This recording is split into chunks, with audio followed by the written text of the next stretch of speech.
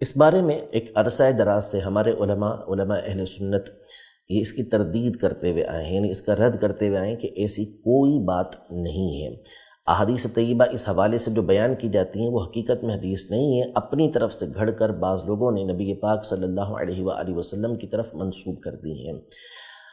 جب کسی کی نماز قضا ہوتی ہے تو صحیح حدیثوں کے اندر یہ الفاظ موجود ہیں کہ جب کوئی سو گیا جس کی وجہ سے اس کی نماز رہ گئی یا بھول گیا تو جب یاد آئے اسے ادا کر لے، اس کا یہی کفارہ ہے، یعنی اس کے علاوہ کوئی کفارہ نہیں۔ جو نمازیں چھوٹی ہیں اس کو ادا کرنا یہ بندے کے اوپر لازم ہوتا ہے۔ تو یہ جو نکالی ہوئی بات ہے کہ رمضان کے آخری جمعے میں 4 رکعتیں ادا کر لیں تو اس سے ساری زندگی کی قضا نمازیں ادا ہو جاتی ہیں، اس کی کوئی حقیقت نہیں ہے، ایسا کچھ بھی نہیں ہوگا۔